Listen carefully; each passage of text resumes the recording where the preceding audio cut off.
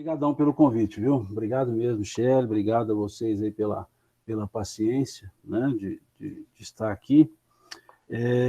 A proposta que a Michele me fez foi conversar sobre a passagem da mulher samaritana. É uma passagem que eu diria um pouco mais ampla, né? Uma passagem que são 3 passagens, né, na verdade, na mesma passagem. Mas nós vamos ficar na primeira parte, né, ou nas 2 primeiras partes do encontro em si e da questão da adoração, né, que são talvez os 2 pontos mais significativos dessa passagem.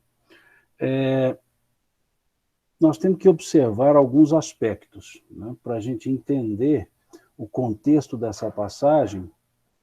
É a questão dos samaritanos. Aí nós precisamos de voltar um pouco na estrutura da história do povo hebreu, entendendo o hebreu como todas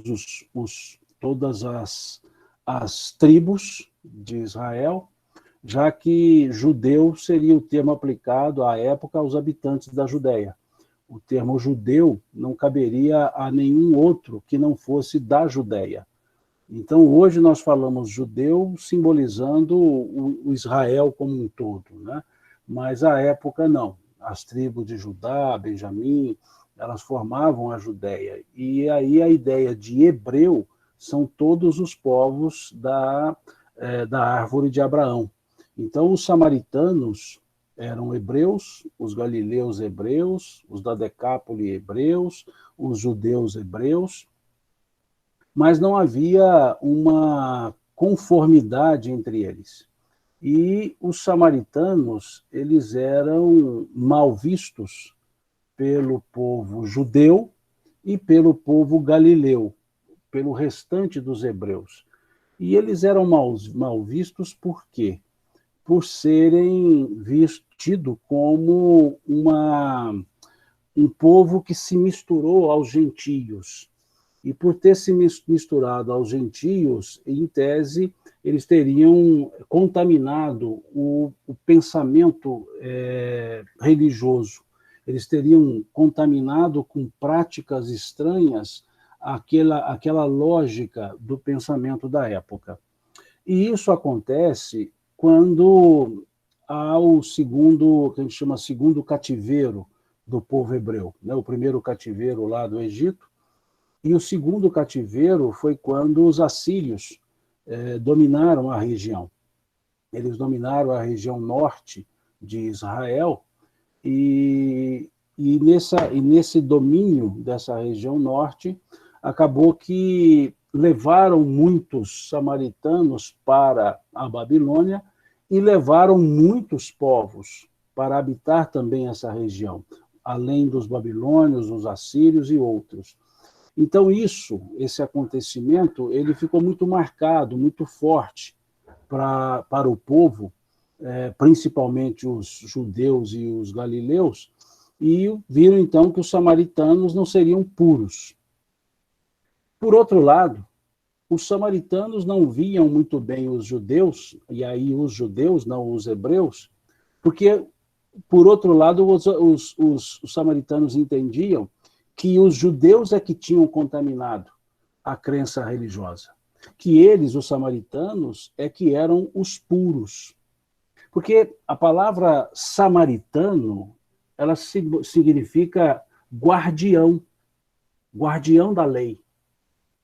Então, os samaritanos assim usavam esse nome porque eles entendiam que eles eram, de fato, os guardiães da lei, e que os judeus não, eles haviam acrescido à lei diversas outras obras que não seriam, por assim dizer, canônicas, não seriam obras do pensamento hebraico. Então vejamos que havia uma discussão muito forte teológica entre eles. A palavra Samaria, né, ou Samária, tanto faz dizer Samária ou Samaria, ela significa filhos de Israel. Samaria, filhos de Israel. E aí é interessante nós percebermos que, nessa época, Israel não simbolizava os povos hebreus. Quando dizia Israel, era só o grupo de Jacó. Porque Israel foi o segundo nome de Jacó. Quando ele luta com o anjo uma noite inteira, ele então recebe o nome de Israel, né? Ou seja, Deus forte. E por isso que quando se fala no Velho Testamento, principalmente no livro dos Reis, no Eclesiástico, que é um livro que se encontra na Bíblia católica, ele não está na Bíblia, por assim dizer, protestante, ele é um dos 9 livros que entende-se como não canônicos, são chamados deuterocanônicos, que Lutero retirou quando ele fez, então, a tradução para a língua alemã, e ele entendia, e foi seguido por vários outros, que esses 9 livros não fariam parte do cânone. E na Bíblia advinda da Vulgata, de Jerônimo, os livros fazem parte do cânone. Então, na Vulgata, e nas que dela derivaram, nós temos o livro eclesiástico, diferente do Eclesiastes, né? O Eclesiastes é um livro em todas as duas escolas do pensamento. O eclesiástico é somente na escola advinda do pensamento católico, do pensamento vindo da Vulgata. Então, ali, quando se fala Israel, nesses dois contextos, não se refere a todos os povos, se refere aos samaritanos, se refere aos que descendiam de Jacó, já que Israel foi o nome dado a Jacó. Então, por isso os samaritanos entendiam que eles eram os verdadeiros guardiães, daí a palavra samaritano, né? O filhos de Israel, Binel, né? Não Ben, né? Filhos, plural, Binel, Israel. Aí a grande contenda. Então é preciso que a gente entenda essa contenda para perceber a profundidade do encontro de Jesus com a samaritana. Porque ali é o encontro de dois povos que se digladiavam em termos de conceitos religiosos, não em termos belicosos. Se nós olharmos, por exemplo, no livro dos Reis, né, lá no capítulo 17, e a partir do versículo 23, nós veremos essa contenda. Segundo o livro dos Reis, capítulo 17, versículo 23 à frente. Veja o que diz ali. Até que o Senhor afastou a Israel da sua presença, veja, aqui escrevendo que Israel foi afastado da presença do Senhor, como que? Dizendo, não merecia.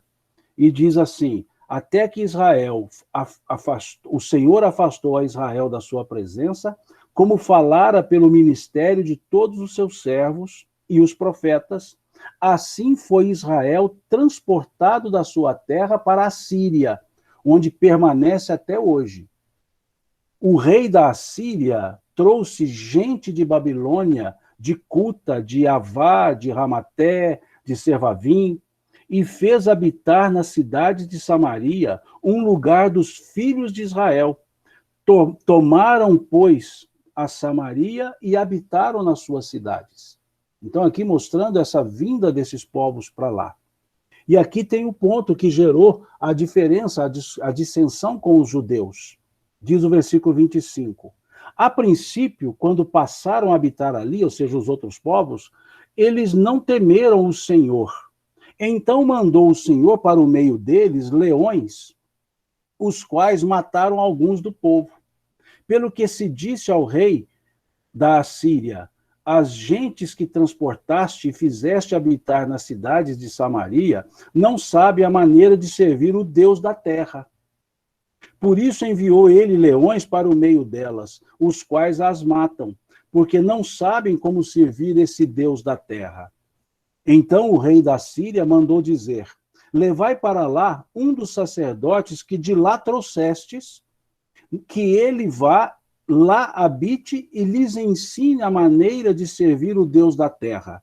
Foi, pois, um dos sacerdotes que haviam levado de Samaria e habitou em Betel, e lhes ensinava como deviam temer o Senhor. Então veja onde está a passagem que gerou essa dissensão. Entendiam os judeus, então, que esses que estavam na Samaria e os que foram chamados, os sacerdotes que foram chamados da Assíria, eles começaram a ensinar ao povo a temer o Senhor, mas da maneira deles, como que mudando, como que alterando. E o povo da Samaria entendia que somente a Torá deveria ser seguida. Para eles, a Torá era o único elemento. E não caberia profetas, juízes, Talmud. E até quando observamos a Torá dos samaritanos e a Torá, por assim dizer, dos judeus, a estrutura de leis trazida pelos samaritanos é mais simples, é mais facilmente compreendida. Daí os estudiosos dizerem que, de fato, pode ter havido, sim, pelos samaritanos, um certo resumo daquilo que seria efetivamente a Torá. Então, essa dissensão era muito grande, era muito forte. Se nós olharmos o Eclesiástico, no capítulo 50, versículo 27 e 28, em algumas Bíblias 26 e 27, porque há diferença de versículos para a estrutura da Vulgata, diz assim: 2 nações minha alma detesta, e a terceira nem é nação. A primeira, os que habitam o monte Seir, a segunda, os filisteus, e a terceira, que nem é uma nação, a terceira, e o povo insensato que habita Siquém. Siquém é a principal cidade da Samaria. Então veja, 2 nações minha alma detesta, e a terceira nem é nação. Então aí já dá para perceber quão grande é, ou era, a dissensão entre eles. E aí entendemos por que as pessoas saíam de Jerusalém, saíam da Judéia, para ir para Galiléia, e não passavam pela Samaria. A Samaria ficava entre os dois caminhos. Era um caminho mais lógico. Eram 3 dias de viagem de Jerusalém até Cafarnaum. Mas as pessoas dobravam o tempo porque saíam de Jerusalém a leste, cruzavam o Jordão, subia pela Decápole, né? pela Pérea, pela Decápole, depois cruzava o Jordão de volta, já na Galiléia, para não passar na Samaria. Tamanha a discussão, tamanha a dissensão. Então, isso é importante a gente perceber, é fundamental nós percebermos isso, para entender alguns detalhes dessa passagem aqui com Jesus e a mulher samaritana. Esse pano de fundo da dissensão, esse pano de fundo da disputa teológica.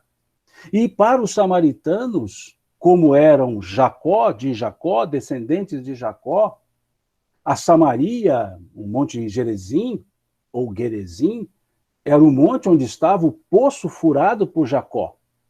E o poço furado por Jacó, que Jacó deu para José, que inclusive a tradição diz que seus restos mortais foram trazidos do Egito para estarem ali, como que testemunhando o fato.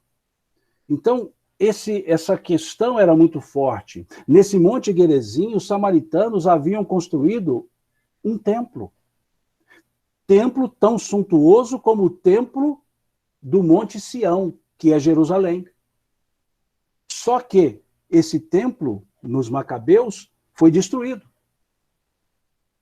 E ficou apenas o poço, o monte com o poço. E aí aqueles que iam orar no monte, na verdade, iam para o templo, porque entendiam que ali era a casa de Deus. E no Monte Sião, que é Jerusalém, o templo, que entendiam que era a casa de Deus.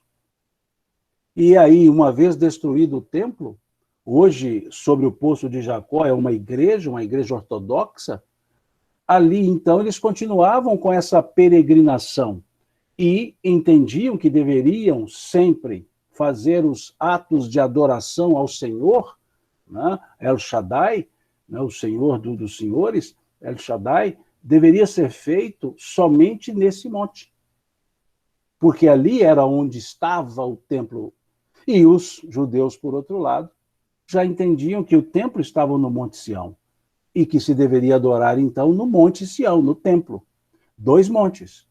2 montes. Porque quando se fala Jerusalém, uma outra forma de se referir a Jerusalém é chamá-la por Sião. Não a cidade, mas o monte. O monte onde está a Acrópole. Então, ali, veja, o Monte Sião, o Monte Gerizim. Porque a ideia do monte da elevação, para se adorar a Deus sempre nos montes, afinal, receberam-se as leis de Deus no monte, porque é a altitude, é o estar mais próximo. Então, as tábuas da lei, né, foram recebidas no monte. Moisés vai encontrar com Deus no monte. Então, ali era uma disputa de qual monte, se era o Gerizim ou se era Sião, ou seja, o templo, Jerusalém ou não.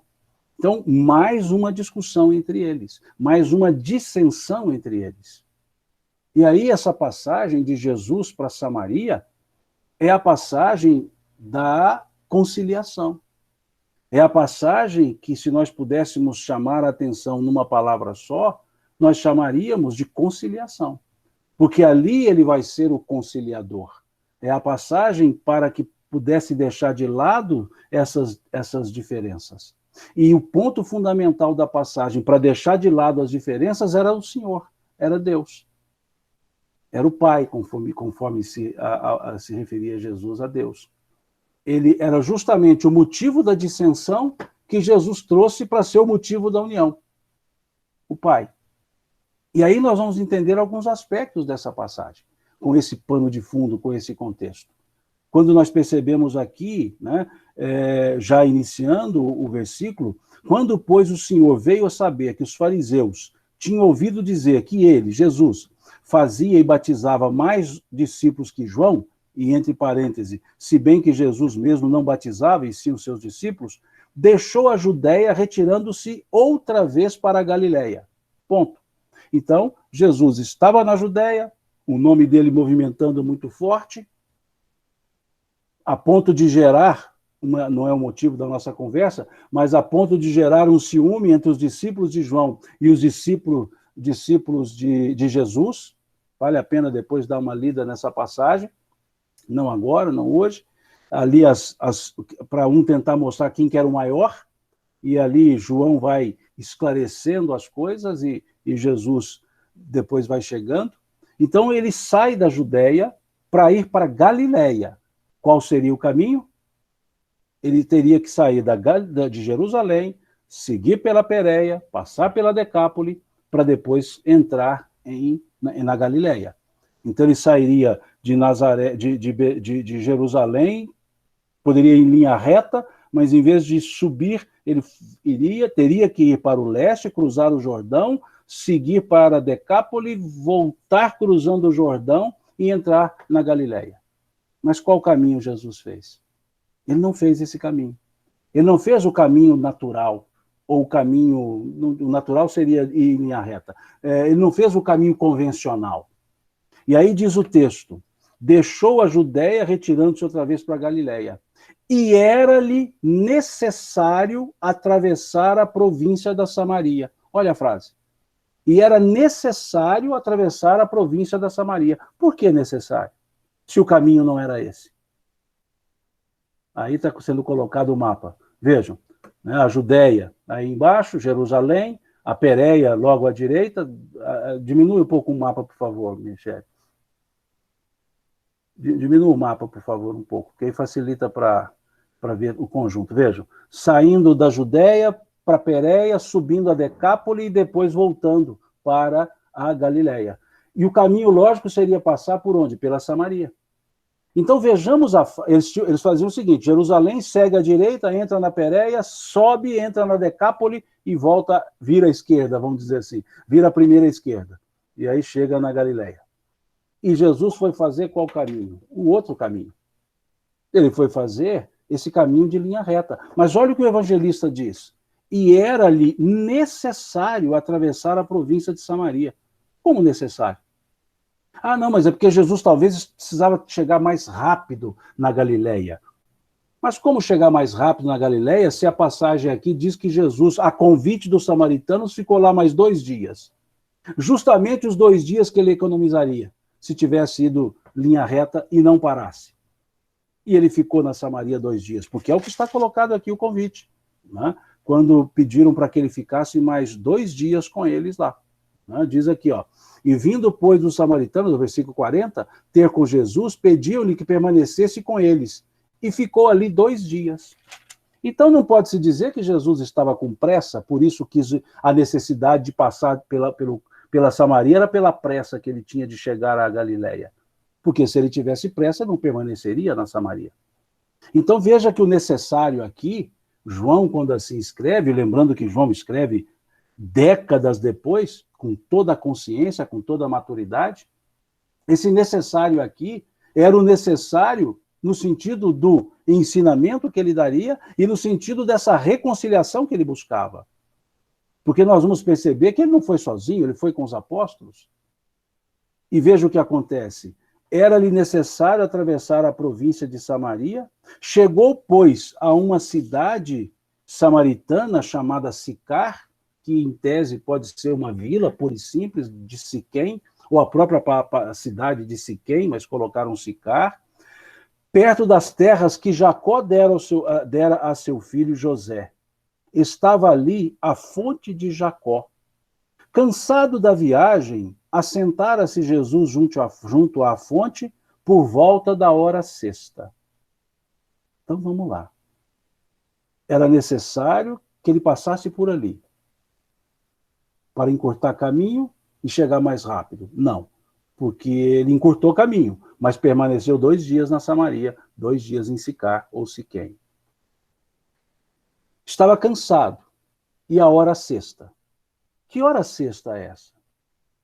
Hora sexta seria o equivalente ao meio-dia. O dia era dividido em 2 dias, né? O claro e o escuro. De 6, no nosso caso, de 6 às 18 e depois 18 às 6, novamente. Eram 2 dias. Então, quando se dizia hora sexta, era das 6 mais a sexta hora, 12. O que significa o meio-dia? Meio-dia simboliza mudança. Meio-dia simboliza metade do caminho, metade do dia. Até aquela metade era manhã, daquela metade para frente era tarde. Era como se fosse o crepúsculo, a maturidade, o momento da tarde, ou seja, o momento de maturidade. Então, quando dizemos na nossa linguagem, na hora H, nós não dizemos assim, na hora H aconteceu isso. É a hora é a hora sexta. A hora sexta simboliza isso, é como se fosse um momento crucial, um momento de transformação, o que não é mais manhã, ou seja, o que não é mais imaturo. E aí começa a tarde, o período vespertino. Então, esse meio-dia é como se dissesse, está na hora da maturidade, está na hora de seguir outro caminho. Não mais a infantilidade das disputas, mas a maturidade, a consciência da real, ou da realeza, do Criador, da figura de Deus. E aí segue. Nisto veio, Jesus estava lá primeiro. Veja, ele não chega depois dela. Ele estava, e ela chega. Porque ele é sempre quem é procurado, e não o que procura. Então vejam, nisto veio uma mulher samaritana tirar água. Disse-lhe Jesus, dá-me de beber. Pois seus discípulos tinham ido à cidade para comprar alimentos. Veja o que Jesus está fazendo aqui. Ele está indo para uma terra onde eles seriam persona não grata, pessoas que não seriam bem aceitas. Não seriam. Ele vai conversar com a mulher samaritana. Samaritana e mulher, 2 pontos que nós vamos avaliar. E ele pede para os seus discípulos irem à cidade de Siquém para comprar comida. Ou como a dizer, que os discípulos também iam fazer a política da boa vizinhança. Que os discípulos também iam se mostrar, já que eles não eram samaritanos, eles também iriam se confraternizar com os samaritanos para comprar coisas. Como que Jesus mostrando que não era só ele que estava fazendo aquilo. E estavam os seus discípulos também. Ele manda os discípulos, ele pede aos discípulos que vá que vão, né, todos eles, para fazerem as compras. Vejam, dá-me de beber, pois seus discípulos tinham ido à cidade para comprar alimentos. O interessante de João é que essa passagem é tão minuciosa que vocês vão perceber que tem várias explicações aqui. O próprio evangelista faz as explicações.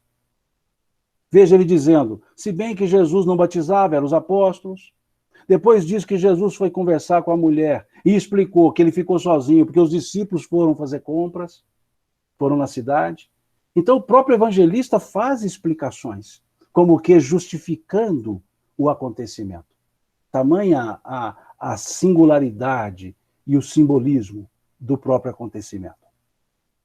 E ele diz assim, então disse-lhe a mulher samaritana, como sendo tu, judeu, pedes de beber a mim, que sou mulher samaritana? Primeiro, o aspecto mulher. Não era permitido a um homem conversar com uma mulher em público, em tempo aberto. Não era permitido. Segundo, ela era samaritana.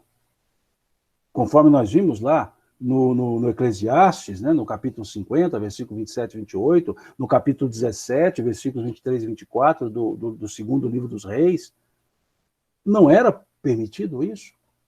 Não era, a lei não permitia esse contato. Então, aqui, nessa frase da samaritana, nós vemos o preconceito sociocultural de ambas as partes. Porque quando se faz, muitas vezes, a leitura, tem-se a ideia que os judeus abominavam os samaritanos. Mas os samaritanos também abominavam os judeus. Por isso o aspecto conciliação. Ali estava Jesus fazendo a conciliação. Ele estava buscando os dois povos que se antagonizavam e ambos filhos de Abraão. Vejam, uma aliança estava sendo construída. Uma ideia, uma nova aliança estava sendo construída. E aí tem um outro simbolismo interessante, que é o próprio poço. O próprio poço é um simbolismo, como a gente vê aqui narrando, né, que chegou, pois, a uma cidade perto das terras de Jacó, né, ali estava a fonte de Jacó, o poço de Jacó. O que é que o poço simboliza? Não no sentido de água, não é simboliza, na verdade. O que mais acontecia nos poços?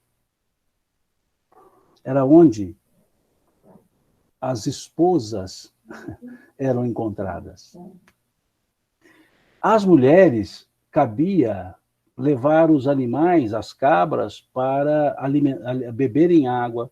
Elas é que buscavam as águas para levar para casa, das fontes. Então, quando se queria encontrar uma mulher para casamento, ia-se ao poço. Vamos observar, né, na passagem mostra o poço, Isaac e Rebeca, onde eles se conheceram? Está lá no capítulo 24 do Gênesis. No poço. Jacó e Raquel, também lá no Gênesis, capítulo 29, se conheceram onde? No poço. Moisés e Séfora, ou Zípora, tanto faz, se conheceram onde? No poço. Capítulo 2 do Êxodo. Até mesmo a aliança que Jesus faz, quando ele vai conversar, desculpe, Jesus não, o Senhor faz quando vai conversar com Agar, a escrava, que era mãe do filho de Abraão, mãe de Ismael. Ela foge, ela sai, ela é expulsa da tribo por Abraão, por pedido de Sara, e ela leva o menino, Ismael. E quando eles estão já desfalecendo, Agar deixa Ismael debaixo de uma árvore e se distancia dele para não ver o sofrimento dele, morrendo. E naquela hora ela eleva o pensamento ao Senhor. E ela então ouve a voz do Senhor dizendo por que ela estava daquele jeito e abandonou o menino.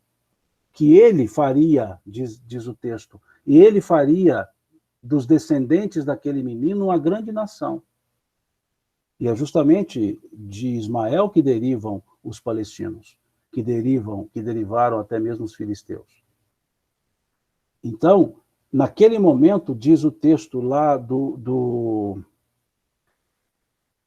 Gênesis, capítulo 21, se eu não estou enganado, que Deus disse a Agar: vou abrir teus olhos e faço uma aliança com esse grande povo que virá. E quando ela abre os olhos, ela vê o quê? O poço. Aí ela enxerga um poço e vai dar água para Ismael. E o que nós temos ali? Jesus com a samaritana no poço. No poço cavado por Jacó. Como que um novo casamento. Como que aquela ideia lá do Cântico dos Cânticos, da noiva.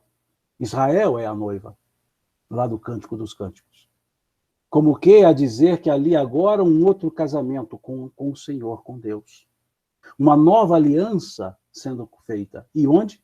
No poço. Tal qual com Moisés, tal qual com Isaac, tal qual com Jacó, tal qual com Agar, Ismael e o Senhor. Então vejam que é um simbolismo muito forte essa figura de ser justamente ali ele pedindo a água. E depois ele vai falar dessa água. E aí segue o texto dizendo, replicou-lhe Jesus. Aí veja, João faz uma outra explicação. Porque os judeus não se dão com os samaritanos. Veja como João vai explicando. Olha a preocupação dele ficar explicando, justificando, melhor dizendo.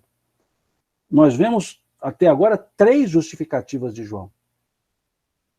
Da mãe o simbolismo da passagem. E depois diz Jesus a ela, se conheceras o dom de Deus e quem é o que te pede, dá-me de beber, tu lhe pedirias e ele te daria água viva. Água viva. Respondeu-lhe ela, Senhor, tu não tens com que tirar, e o poço é fundo. Onde, pois, tens a água viva? És tu, porventura, maior do que Jacó, o nosso pai? Vejam, Israel, Jacó, o nosso pai, que nos deu o poço, do qual ele mesmo bebeu?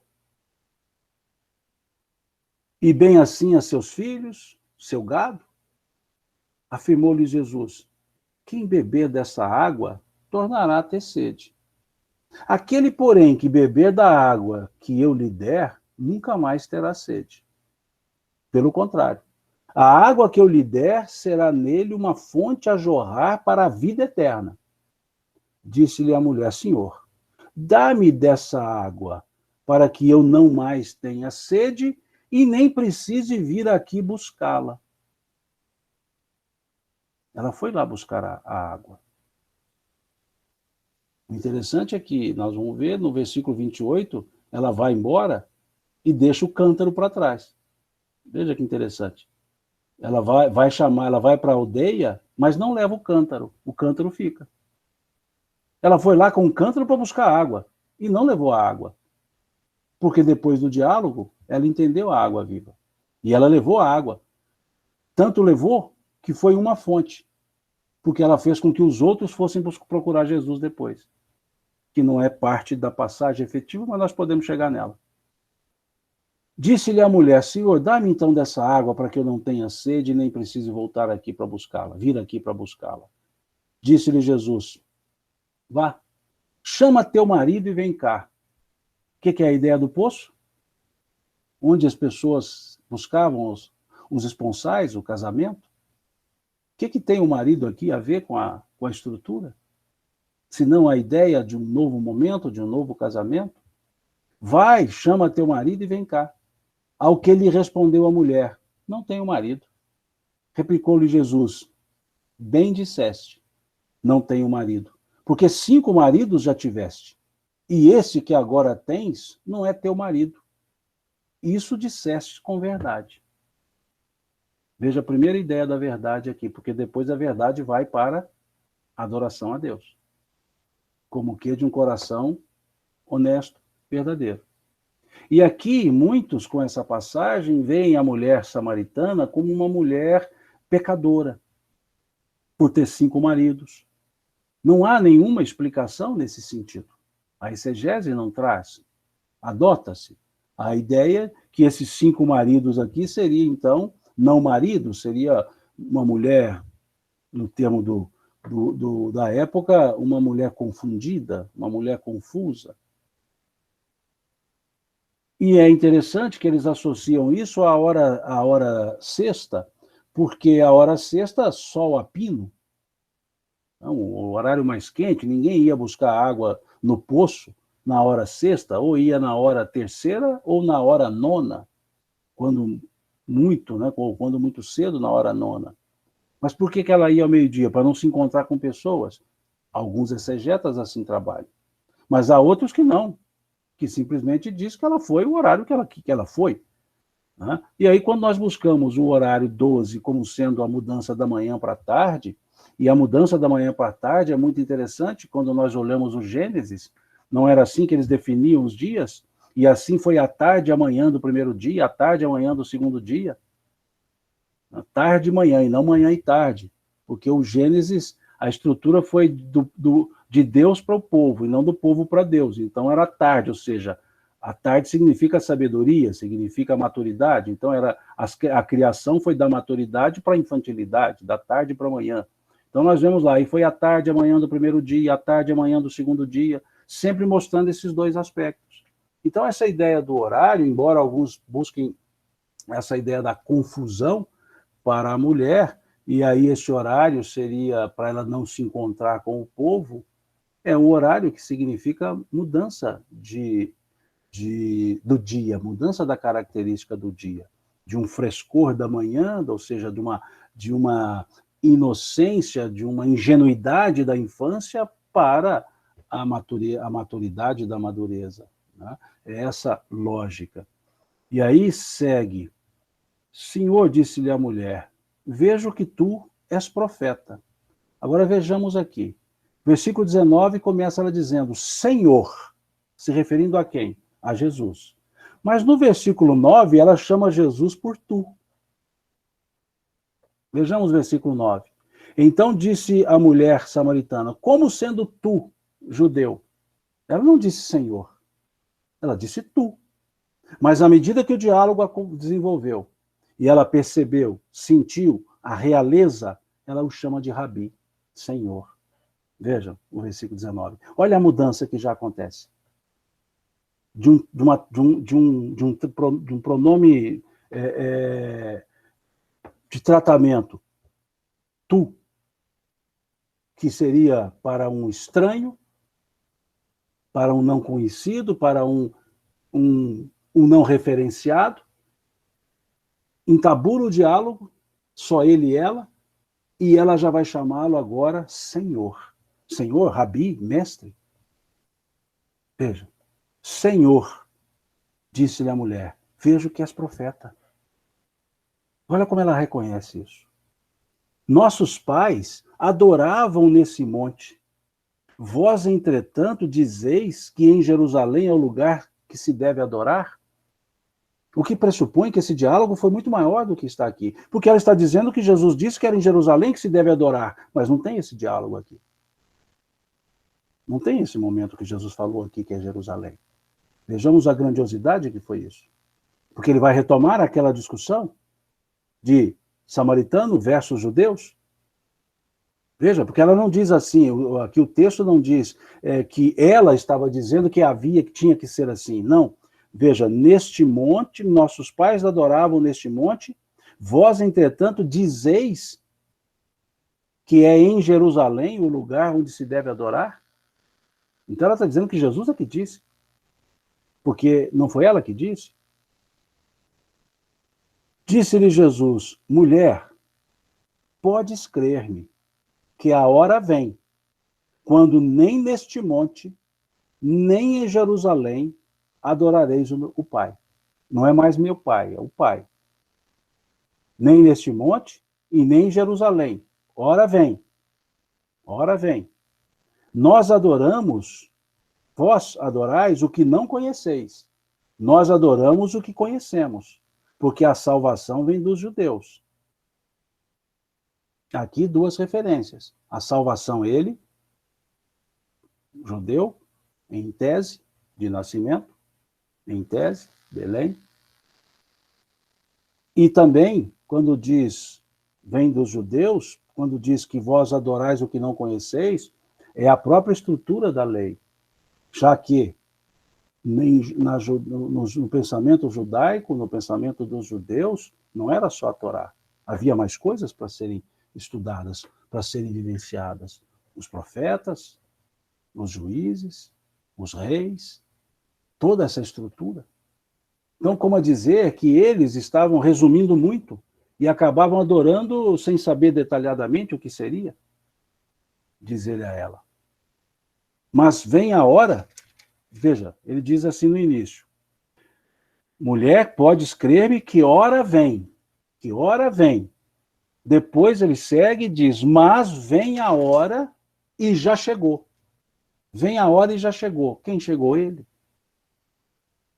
Hora vem, mas vem a hora e já chegou, em que os verdadeiros adoradores,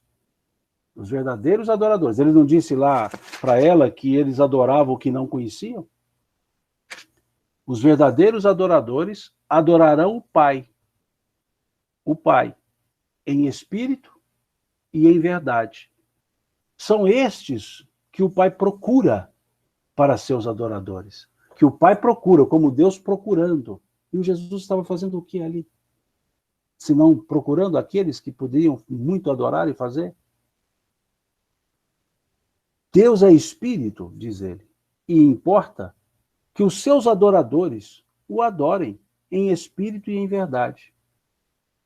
Eu sei, respondeu a mulher, que há de vir o Messias chamado Cristo.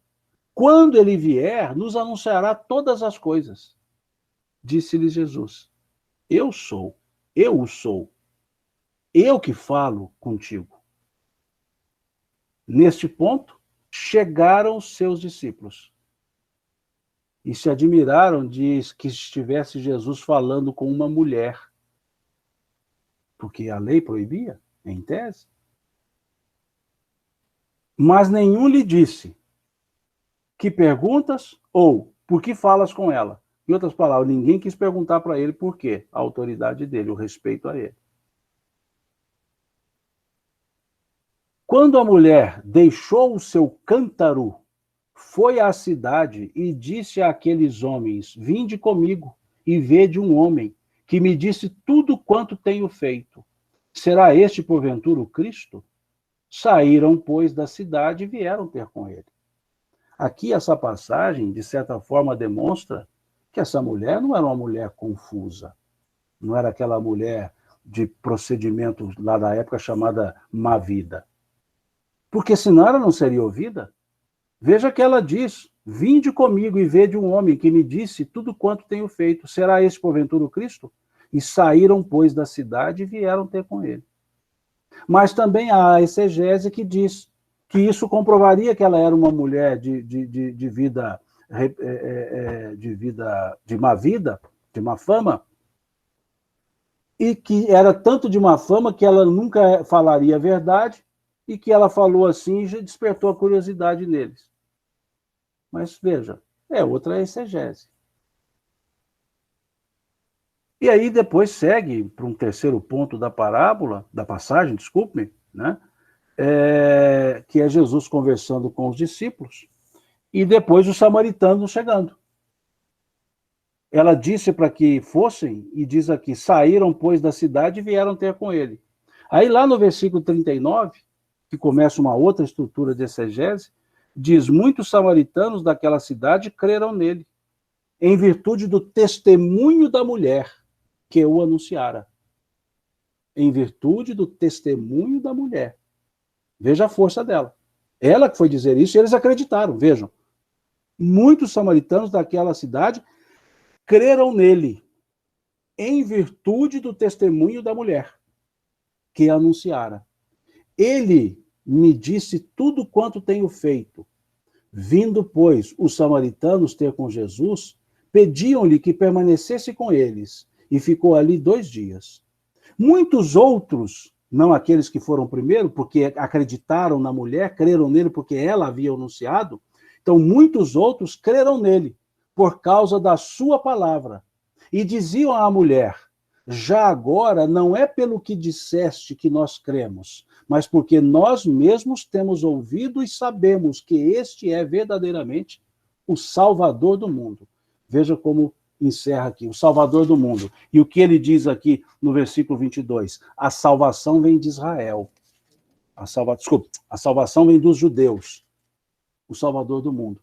Como que dizer, já que ela chamou Jesus por judeu, ele foi dizer que a salvação vinha dos judeus no sentido dele, ele era a salvação, no sentido do que ele ensinava. E aí encerram dizendo, o Salvador do mundo. O Salvador do mundo.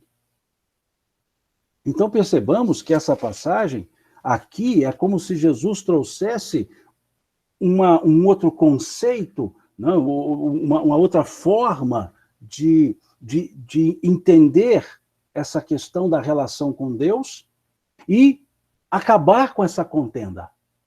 Então, ali nós podemos dizer que Jesus ensinou o lugar da oração, que é o versículo 21, Espírito e verdade, Deus é verdade, Espírito e verdade, ou seja, não é aqui, não é lá, Deus não está aqui, não está lá, não está acolá. Então, ele vai falar do lugar da adoração. Nessa passagem, ele vai falar do tempo da adoração. O que é o tempo? A maturidade. Essa adoração, não mais adorar o que não conhece, ou seja, passar a conhecer, não foi isso que ele disse? Vós adorais o que não conheceis.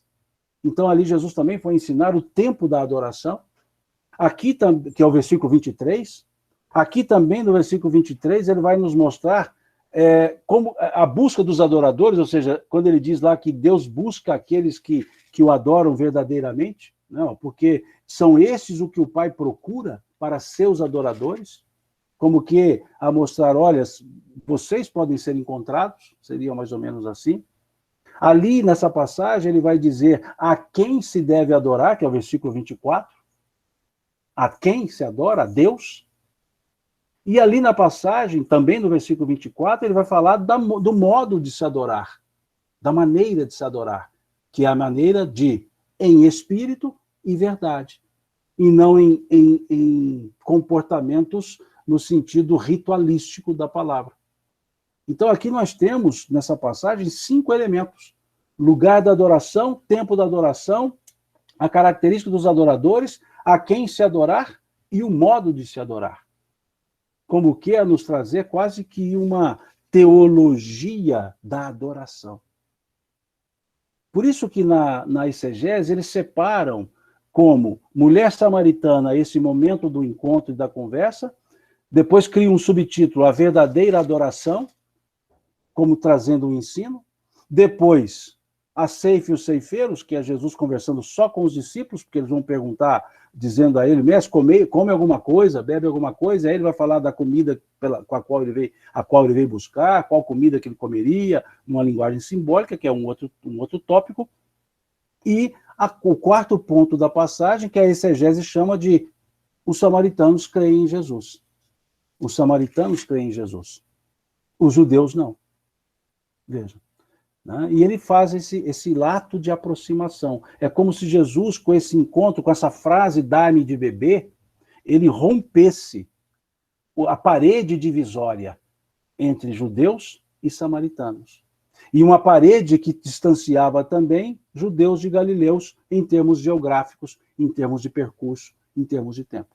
Então é a passagem da conciliação, a passagem do despertar de consciências, é a passagem da nova aliança, ou seja, do casamento, da noiva a Israel, porque a samaritana simboliza Israel no sentido velho testamentário da palavra, Jacó, aquele povo, é como se, e a noiva sempre foi Israel, então é como se dissesse, não há dissensão em Israel, Israel seriam todos, e não mais samaritanos, judeus, galileus, seriam todos, e é a passagem, então, que vai marcar esse novo momento dessa água que tinha sido o primeiro objetivo da mulher e foi o que ela não exerceu, porque ela deixou o seu cântaro para trás e foi levar a mensagem aos samaritanos.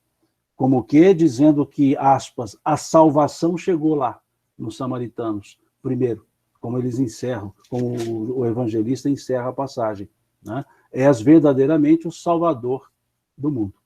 Tem um aspecto aqui que, enquanto você estava falando, e agora aí no ponto você veio reforçando, que também ficou aqui na minha cabeça, deixa eu dividir com você para você, às vezes, clarear um pouco mais. Quando a gente fala dessa questão do casamento, né? E ele traz a representação dos 5 maridos e do marido atual dela, e você vem falando aí também da questão de aliança e na concepção de que casamento representava unidade, de se tornar um, né, com o cônjuge, com o parceiro e tal. E aí eu fiquei pensando sobre esses muitos casamentos que nós realizamos antes de encontrar com Cristo no poço. Se a gente pode levar para uma interpretação da seguinte maneira: cada casamento, nesse sentido de unidade, representa uma hiperidentificação que a gente faz com o objeto que a gente está ali em matrimônio, né? Então, eu posso, por exemplo, ter o marido do poder, né? E me casar com esse marido e só passar a me identificar se eu estiver exercendo algum tipo de poder. Eu posso, por exemplo, me casar também com o marido da vaidade. E também só me hiperidentificar quando eu estiver conectada com essas expressões da vaidade.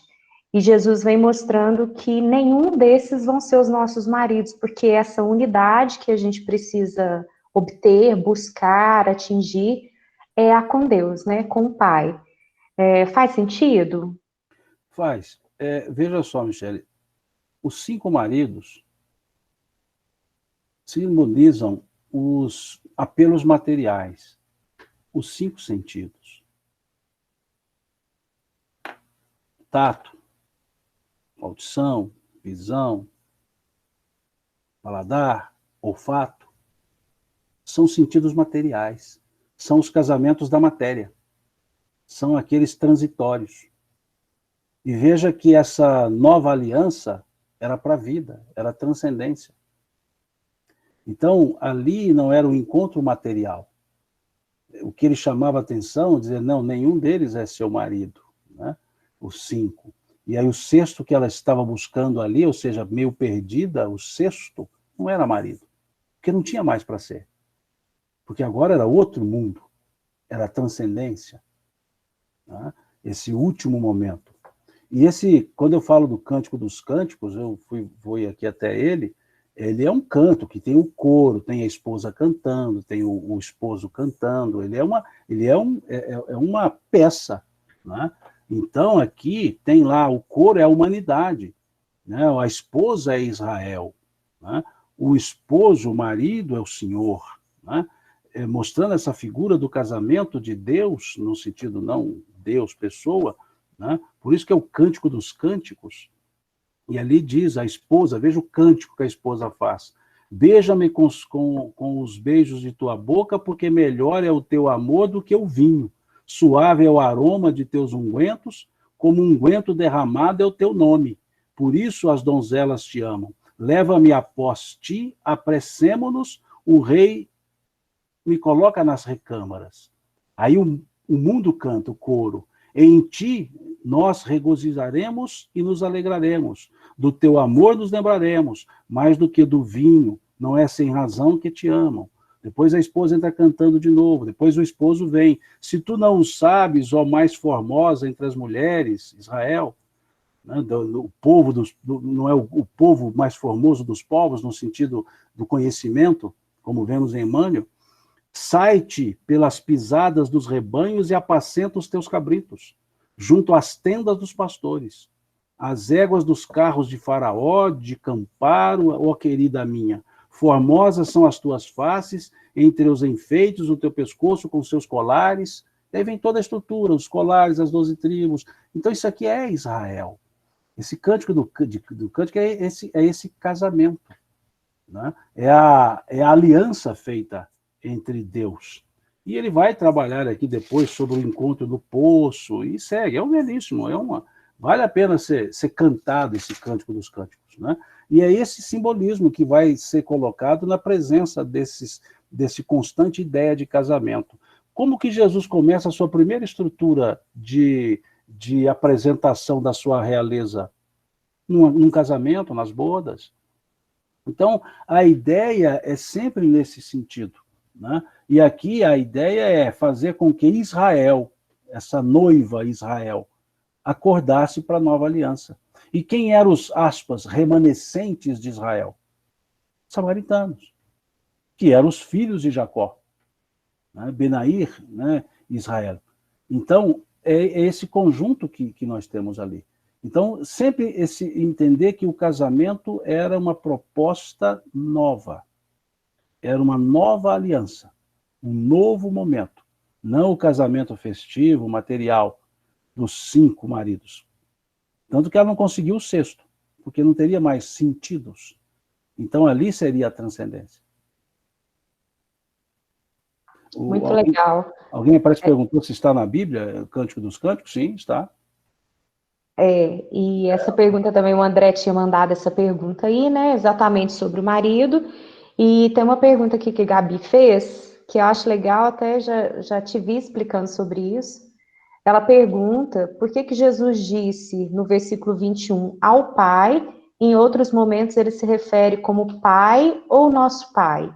Então, a diferença de quando ele fala meu Pai, Nosso Pai e simplesmente Pai. Vamos lá. A ideia dos pronomes possessivos utilizados,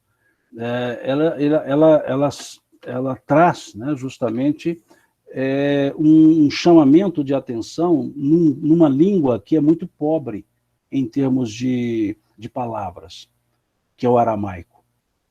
E Jesus ele transitava no aramaico abusando da língua. E se assim fazia, porque havia um sentido.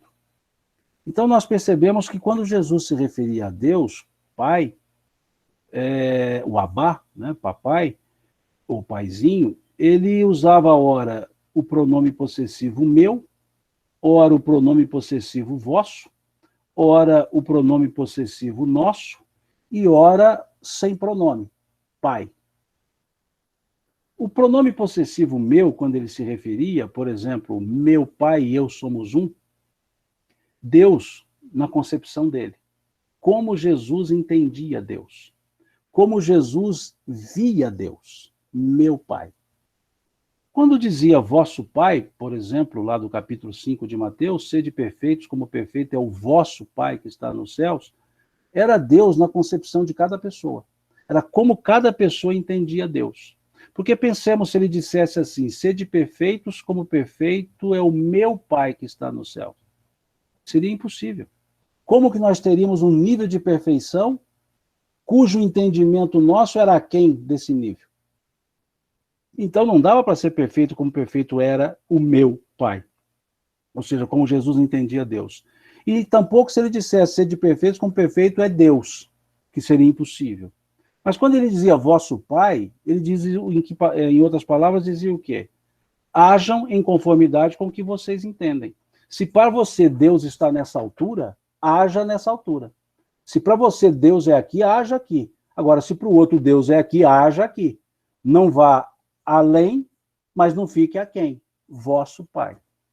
E quando ele dizia Pai Nosso, nosso Pai, Pai Nosso, ele estava dizendo que, independentemente do entendimento dele ou do entendimento nosso, o Pai era o mesmo. E vemos isso no capítulo 16 de João, quando ele diz lá, salvo engano, a partir do versículo 32, vamos dar um pulinho lá e dar uma olhada. Não custa nada, a Bíblia está aqui aberta mesmo. Vamos dar uma olhada aqui. A partir do versículo 16, versículo 25. Vamos lá. O 32 é o que eu quero, mas vamos chegar a ler aqui do 25. Essas coisas vos tenho dito por meio de figuras. Vem a hora em que não vos falarei por meio de comparações, mas vos falarei claramente a respeito do Pai. Não é meu, não é vosso, é a impessoalidade de Deus agora. Agora é o Pai. E ele diz, naquele dia, pedireis em meu nome, e não vos digo que rogarei ao Pai por vós. Olha o que ele está dizendo aqui. Ele não havia dito lá no capítulo 14, tudo que pedirdes em meu nome ao meu Pai, eu rogarei por vós e o Pai vos concederá? Ele acabou de dizer lá atrás que tudo que pedisse em nome dele, ele rogaria ao Pai. Agora ele está dizendo aqui que vai chegar um dia, e naquele dia pedireis em meu nome, e não vos digo que rogarei ao Pai por vós, porque o próprio Pai vos ama. Em outras palavras, o Pai é o mesmo. Por que eu tenho que pedir se vocês podem pedir direto? Isso nos leva a qual questão do Livro dos Espíritos? Esse versículo 26 aqui. Nos leva à questão número 11 do Livro dos Espíritos. Sobre a questão de se um dia poderá o homem ver Deus. E eles respondem, quando não mais estiver obscurecido pela matéria e pela sua perfeição, um dia o homem verá e compreenderá Deus. Que é o que Jesus está dizendo aqui. Naquele dia pedireis em meu nome e não vos digo que rogarei ao Pai por vós. Ou seja, não precisa, vai direto. Quando? Quando entender efetivamente o que é Deus. Quando o vosso Pai estiver sendo desenvolvido. Então, a gente, tudo em Jesus, tudo é amarrado, não tem nada que ele, não tem ponta solta. Tudo que ele fala, você busca as conexões. Tudo está lá. Quando olhamos o prefácio lá do ESE, do Evangelho segundo o Espiritismo, o que tem lá?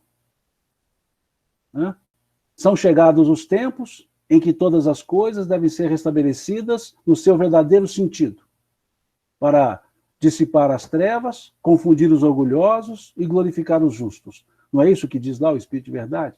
Que é o que está aqui nesse capítulo 16. Naquele dia pedireis ao meu Pai em meu nome. E veja como serve a palavra, segue depois. Porque o próprio Pai vos ama, visto que me tendes amado, e tendes crido que eu vim da parte de Deus. Vim do Pai, entrei no mundo, todavia deixo o mundo e vou para o Pai. Não é mais o meu, não é o vosso, é o Pai, ele é único.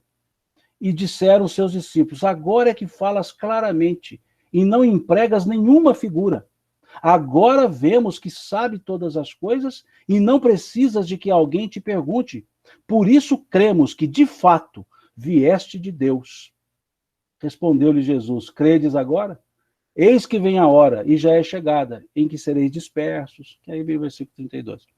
Então, vejam como isso aqui vai lá no capítulo 4, né, nessa ideia dele falar só de o Pai. Ele não falar meu Pai, ele não falar vosso Pai. Porque ele não queria que fosse o Deus na concepção deles. Por que não na concepção deles? Porque havia dissensão entre samaritanos e judeus, então não podia ser o vosso dos samaritanos e nem o vosso dos judeus. Tinha que ser só o Pai do versículo 25 do capítulo 16 do Evangelho de João. Só o Pai. Por isso não usar o pronome. O pessoal também está perguntando sobre a história do povo lá, a Luísa está perguntando aí sobre a invasão da Síria, eu acho que isso é até um tema que a gente pode depois voltar e trazer mais, né, esses aspectos históricos. Tem até algum material que a gente pode compartilhar, Luísa, para a gente entender melhor isso. Tem uma questão aqui que eu acho interessante para a gente, já está chegando no tempo, né, que a gente combinou, Simão. A Cris perguntou... Recombina, não tem problema não. A Cris perguntou o que significa adorar em espírito e verdade. Adorar não em fórmula e nem em ritual. Porque existia uma fórmula, a vestimenta, existia o local, adoração a Deus só no tabernáculo ou no centro do templo, ou adoração a Deus só no ex-templo, que ficou só o Monte Gerezim. Então, quando ele diz em espírito, mostrando que o espírito sopra e não se sabe de onde vem nem para onde vai, ou seja, não tem lugar. Deus é em todo lugar, espírito. E em verdade, é o que ele dizia aqui, vós adorais o que não conheceis. Então não tem verdade nessa adoração, já que não conheceis. Então adorar em verdade é o conhecimento, aí chega logo à frente, o conhecimento de Deus, né? E chega à frente dizendo assim, ó, chegará o tempo, e já chegou, em que os verdadeiros adoradores adorarão o Pai em espírito e em verdade, porque são estes que o Pai procura. Ou seja, que tem consciência, conhecimento. Agora vamos aproveitar um pouquinho de Emmanuel, lá do A Caminho da Luz. Qual é o povo que tinha o real conhecimento sobre as leis de Deus? Os israelitas, não é assim que ele chamou? Dentre os egípcios, israelitas, indo-europeus e arianos. Não foram esses 4 que ele colocou como as aspas, raças capelinas? E ele qualifica uma pela o interrelacionamento, a outra pela casta, a outra pela inteligência e a outra pelo entendimento das coisas de Deus e o guardar com a exclusividade para si mesmos, que era o povo de Israel. Por isso, então, ele estava dizendo aqui que faltava a verdade. Faltava perceber esse aspecto de real entendimento de Deus. E qual real entendimento de Deus? Que não era o Deus El Shaddai, não era o Deus Elohim, não era o Yahvé, era o Espírito, ou seja, era Deus, né? Era o Pai, não era mais Yahvé. O que significa a palavra Yahvé? Eu sou. E uma palavra que não se pronuncia, porque ela só é escrita com consoantes. A gente que acabou colocando a corruptela, fazendo a corruptela para Yahvé, que depois derivou-se para Jeová, né? Mas a palavra é só consoante. É uma palavra que nós teríamos JNHN. Como é que você vai pronunciar isso?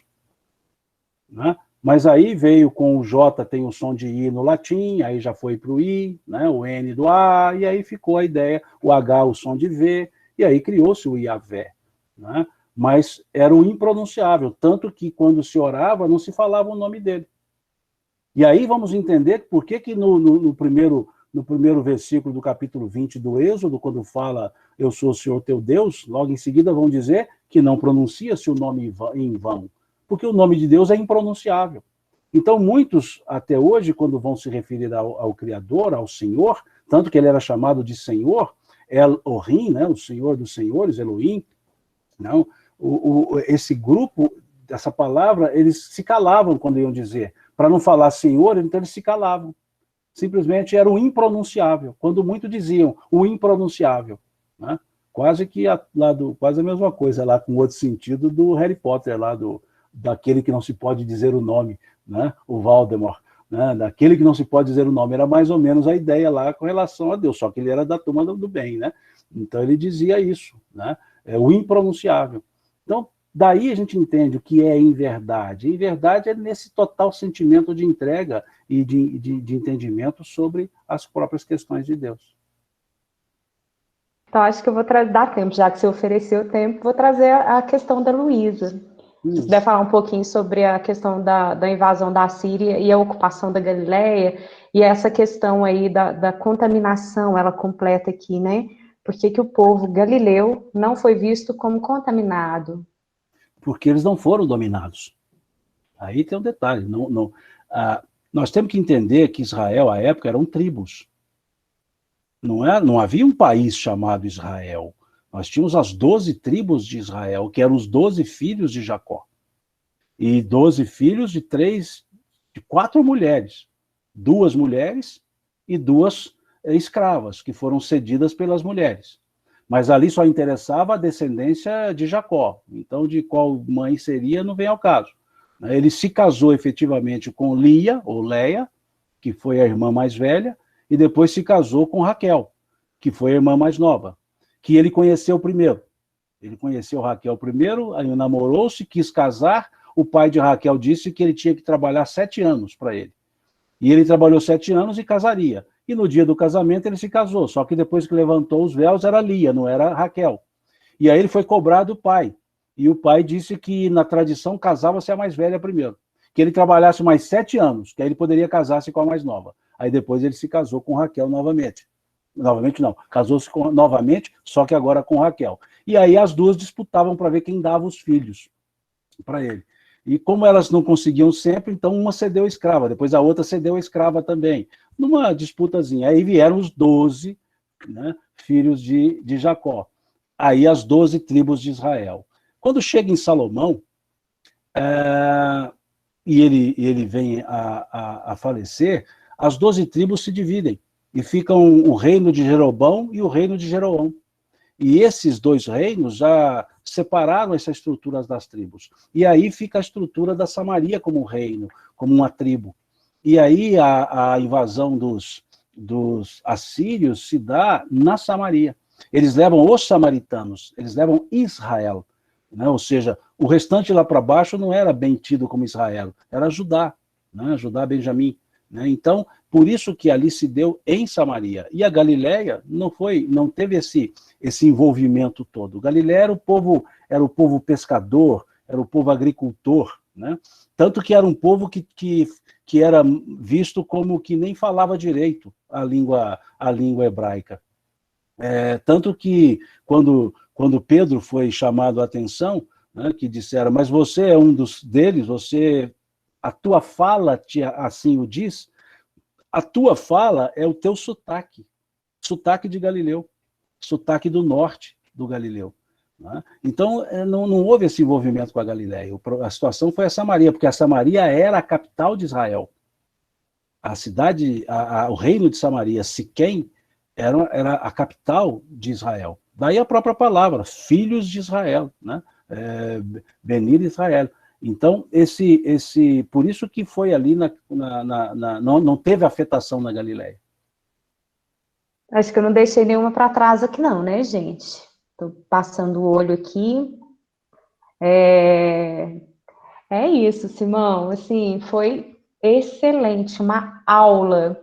E eu fiquei achando muito bom, assim, ver você conduzir, porque a gente tem conversado disso com o pessoal lá de Illinois, né? Sobre a estrutura do estudo do Evangelho, quer dizer, você contextualizou, você trouxe a questão da Samaria, depois você foi trazendo a parte do estudo da letra, trazendo a parte simbólica, você mostrou pra gente um miudinho, assim, feito com uma maestria que a gente fica querendo ouvir, sabe, por horas e horas e horas, com uma fluidez muito maravilhosa. Então, é muito lindo o estudo do Evangelho. Acho que foi a Vera que comentou aqui, né? Quanta coisa a gente não... foi a Vera mesmo, ela disse, quanta informação que antes a gente não conseguia compreender, né? E agora a gente vê o quanto a gente tem que estudar. E é exatamente esse o sentimento quando a gente te ouve, o quanto é bom entender, né? O quanto de espírito tem por trás dessas letras aí, nós só temos que te agradecer, assim, do fundo do coração, não só por esse momento aqui agora, que você sabe que você tem a minha gratidão, mas por tudo que você tem, pelo trabalho que você está fazendo diariamente, né? Constantemente a gente tem podido acompanhar aí nesse momento que nós estamos passando. Então, muita, muita gratidão. Como diz a música Cântaro, né? Que é sobre essa passagem. A tua presença nos conforta, viu, Simão? Do Cristo, conforta todo mundo. A dele também, mas a sua também, viu? Muito obrigada. Eu pondero o seguinte, nesse sentido do estudo, Michele. Primeiro, as suas palavras eu não dou crédito porque elas são contaminadas pela amizade, tá? Amizade que nós temos, então nada disso eu vou aceitar, né? Só tributa a bondade à sua amizade. Eu não ensino, né? Eu estudo junto. Então o que eu fiz aqui é como se eu estivesse estudando sozinho e apenas falei em voz alta, né? O que eu faço sozinho. E sou daquele que estudo adulterando, onde eu escrevo tudo o que for possível, né? Faço as minhas referências, não só em uma Bíblia, estudo, acho que tem que entender que traduções, elas dependem muito do sentido semântico, então eu tenho aqui, de uso, eu tenho 52 traduções diferentes, que eu falo de uso, que ficam aqui na estante, fácil só de levantar a mão aqui e buscar, né? E quando eu digo traduções diferentes, não são edições diferentes, são traduções diferentes, e além das traduções que têm edições diferentes. A minha base que eu sigo para seguir para as traduções é uma tradução do Almeida, de João Ferreira de Almeida, de 1975. É o que eu tenho mais receio de um dia perder, né? Que é esse pequenininho aqui, que eu já encadernei 50 vezes, né? E cada encadernação que eu faço, sai um pedaço de uma folha, e aí o cara vai lá, passa na guilhotina, cortam as anotações que eu fiz, aí eu falei, não, perdi minhas anotações, então eu bagunço tudo, escrevo, né? Fui lá, pedi que cortasse o velho e o novo, porque na época não existia Google, então eu dividi, corta para mim, faz uma encadernação do velho e uma do novo, para eu poder abrir os dois ao mesmo tempo e fazer as referências, né? Eu sou de uma era que não tinha esses computadores, então vou seguindo essas questões, né? Então, para quê? Porque a gente precisa ter mais de uma fonte. Usa a tradução do Haroldo, mas nós precisamos ter mais de uma fonte. De Bíblia de Jerusalém, eu gosto muito de uma Bíblia que eu tenho aqui de 1956, com o português ainda antes da Reforma de 63, então não adulterou muito. Sou muito reticente às chamadas Bíblias na linguagem de hoje. A turma da língua inglesa, King James seria uma tradução mais indicada, né, em respeito à semântica hebraica. Então, assim, a gente tem que ter um pouco mais, né, de referência. O outro ponto não é só para estudo bíblico, qualquer tipo de interpretação. As palavrinhas comuns que nós dizemos brincando. Quem, quando, onde, como e por quê. Essas palavras precisam entrar em quaisquer estudos. Eu preciso saber quem falou, quando falou, como falou, por que falou, com quem falou. E aí nós vamos construindo para entender o contexto. Se nós não fizéssemos uma digressão histórica para perceber o que é essa contenda, a passagem de Jesus essa passagem não teria o sentido profundo que ela tem, se nós não entendêssemos a contenda. E para entender a contenda, é bom ler onde está a contenda. Por isso, sugeri que fôssemos lá no segundo livro dos Reis, para ler lá, né? E não somente uma história que alguém pensa, não, o pessoal já falou isso mesmo. Não, mas vai lá, vê o que foi escrito. Vai estudar um pouco sobre Oséias, que era o reinado de Oséias nesse período, né? Para entender. Então, é importante isso, né? E as questões geográficas, porque para aquele povo fazia muita diferença se estava num monte, numa planície ou numa depressão. Se era uma depressão geográfica, relevo geográfico, planície geográfica, faz diferença, como na parábola do samaritano. Então, tem importância esses símbolos. E você falou do miudinho, quem sou eu para fazer um miudinho, né? Miudinho é a turma da mesa mesmo, né? Que era lá acho que hoje da turma ficou só o Somanel Alves, né? Por aqui entre nós, salvo engano, ele e o Álvaro, né? Que era o mais novo entre eles. Então ficaram os dois, porque Sobral, Solião, Honório, Oswaldo, né? A turma toda já voltou para o mundo espiritual. Esse sim fazia o miudinho. O que a gente faz é o atrevidinho, né? A gente se atreve a fazer alguma coisinha. Então é o evangelho atrevidinho que a gente faz aqui. Mas é importante a gente estudar os termos. Por isso que eu falo que eu sou reticente às chamadas Bíblias na linguagem de hoje. Por que eu sou reticente? Até tenho aqui, né? Por exemplo, essa aqui, ó, né? Bíblia Sagrada, nova tradução na linguagem de hoje. Não aconselho, porque os pronomes têm diferença.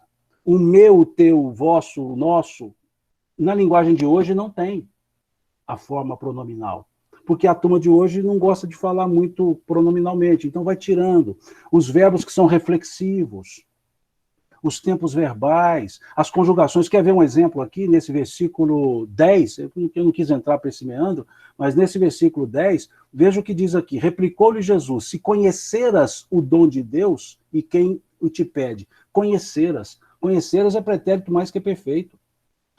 O pretérito mais que perfeito você usa quando? Para se referir a uma coisa do passado que antes de ter acontecido, uma outra precisou acontecer para que ela acontecesse. Aí que eu uso mais que perfeito. Porque se for uma coisa sozinha, eu tenho que usar o pretérito, o pretérito perfeito. E aqui veio o pretérito mais que perfeito, né? Ou seja, se conheceras o dom de Deus e quem te pede, dá-me de beber, tu lhe pedirias. Aí o verbo está no imperfeito do indicativo. Pedirias, é imperfeito. Então isso tem diferença numa análise? Lógico que tem, isso é texto. Então tem diferença. Agora pega a Bíblia na linguagem de hoje. Não vai ter nada disso. Então, na linguagem de hoje, fica simplesmente uma história, sem os elementos semânticos, sem as construções do pensamento semântico da escrita feita. Então, por isso é que tem, sim, diferenças, e a gente precisa ir às traduções, né? Buscar mais de uma, e tentar pegar aquela que mais se aproxima de uma estrutura semântica do próprio texto, né? O que vem ao pensamento quando se fala? É isso que é importante a gente entender, né? O que se vem ao pensamento.